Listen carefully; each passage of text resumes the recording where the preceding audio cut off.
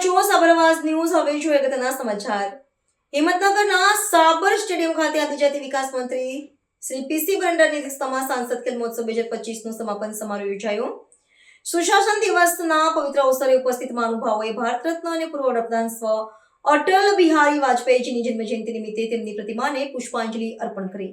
સાબરકાંઠા જિલ્લાના હિંમતનગર સ્થિત સાબર સ્ટેડિયમ ખાતે રમતગમત પ્રત્યે યુવાનોમાં ઉત્સાહ જગાડવા અને ગ્રામીણ પ્રતિભાઓને મંચ પૂરું પાડવાના ઉદ્દેશ્ય સાથે આયોજિત સાંસદ ખેલ મહોત્સવ 2025નો સમાપન સમારોહ આદિજાતિ વિકાસ મંત્રી શ્રી બીસી બરંડાની અધ્યક્ષતામાં યોજાયો હતો। આ કાર્યક્રમ 25 ડિસેમ્બર એટલે કે સુશાસન દિવસના પવિત્ર અવસરે યોજાયો હોવાથી તેનું મહત્વ બેવડાયું હતું। કાર્યક્રમના પ્રારંભમાં ઉપસ્થિત મહાનુભાવો અને ખેલાડીઓએ ભારત રત્ન અને પૂર્વ વડાપ્રધાન સ્વ અટલ બિહારી વાજપેયીજીની જન્મજયંતિ નિમિત્તે તેમની પ્રતિમાને પુષ્પાંજલિ અર્પણ કરી ભાવભીની વંદના કરી હતી। કાર્યક્રમ દરમિયાન વડાપ્રધાન શ્રી નરેન્દ્ર મોદીનું લાઈવ પ્રસારણ નિહાળ્યું હતું। આ કાર્યક્રમમાં આદિજાતિ વિકાસ મંત્રી શ્રી પીસી બરંડાએ જણાવ્યું હતું કે સાંસદ ખેલ મહોત્સવ એ માત્ર એક સ્પર્ધા નથી, પરંતુ યુવાનોમાં શિસ્ત, એકતા અને ખેલદિલી શીખવતું એક મહાઅભિયાન છે। રમતનું મેદાન જીવનના પાઠ શીખવે છે। મેદાનમાં મળેલી હાર કે જીત કરતાં પણ મેદાનમાં ઉતરીને સંઘર્ષ કરવાની ભાવના વધુ મહત્વની છે। તેમણે વધુમાં ઉમેર્યું હતું કે સાબરકાંઠા અને અરવલ્લી જિલ્લાના છેવાડાના ગામડાઓમાં અદ્ભુત પ્રતિભાઓ છુપાયેલી છે। તમારું લક્ષ્ય છે કે આ વિસ્તારના યુવાનો રમતગમત ક્ષેત્રે યોગ્ય તાલીમ મેળવી રાજ્ય અને રાષ્ટ્રીય સ્તરે ચમકે અને જિલ્લાનું નામ રોશન કરે।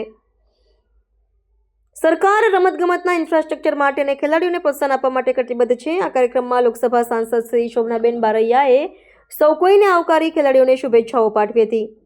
આ કાર્યક્રમના ઉદ્ઘાટક હિંમતનગર ધારાસભ્ય શ્રી વીડી ઝાલાએ જણાવ્યું હતું કે છેવાડાના બાળકો યુવાનો રમતગમત ક્ષેત્રે આગળ વધે તે માટે વડાપ્રધાનશ્રીના માર્ગદર્શન હેઠળ આયોજન કરવામાં આવ્યું છે।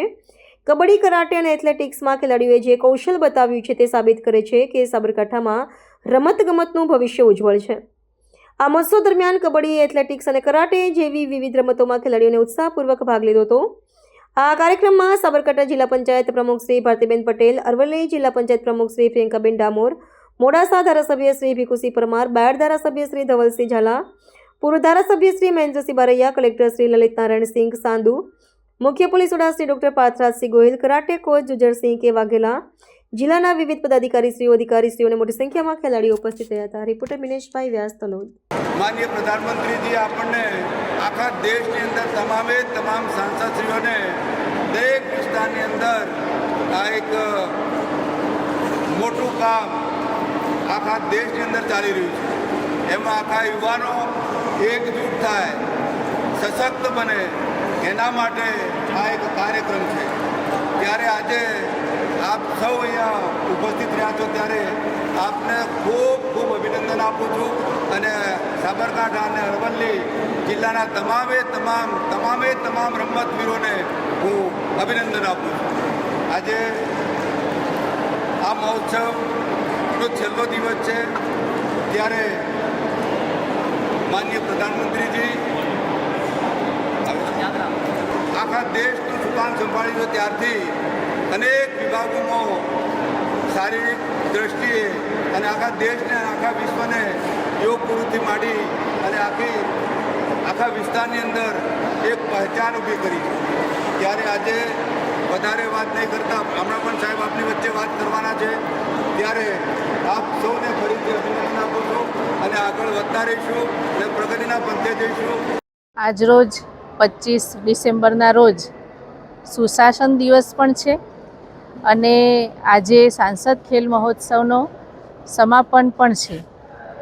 58,000થી વધારે ખેલાડીઓએ આમાં રજીસ્ટ્રેશન કરાવ્યું હતું અને તમામે કબડ્ડી અને એથ્લેટિક્સ દોડમાં ભાગ લીધો હતો અને આજે સૌ સ્પર્ધકો વિજેતા બની અને જ્યારે ઇનામ મેળવવા જઈ રહ્યા છે ત્યારે આ સમારોહમાં માનનીય મંત્રી શ્રી પીસી બરંડા સાહેબ અને હિંમતનગરના ધારાસભ્ય શ્રી વીડી ઝાલા સાહેબ, અરવલ્લી જિલ્લામાંથી પણ પૂર્વ મંત્રી અને મોડાસાના ધારાસભ્ય ભીખુસિંહજી, ધવલસિંહજી અને સૌ અમારા જિલ્લા પંચાયતના પ્રમુખશ્રીઓ સાથે નગરપાલિકાના પ્રમુખશ્રી અને સૌ આગેવાનોએ ઉપસ્થિત રહી સ્પર્ધકોનો ઉત્સાહ વધાર્યો હતો અને સમગ્ર દેશમાં આજે આ સાંસદ ખેલ મહોત્સવનો સમારોહ થઈ રહ્યો છે ત્યારે માનનીય વડાપ્રધાન શ્રી નરેન્દ્રભાઈ મોદી સાહેબે પણ સ્પર્ધકો સાથે વાતચીત કરી હતી અને એમના લાઈવ માધ્યમથી સૌએ એમનો કાર્યક્રમ પણ જોયો હતો અને સૌનો ઉત્સાહ પણ માનનીય વડાપ્રધાન શ્રી નરેન્દ્રભાઈ મોદીએ વધાર્યો હતો।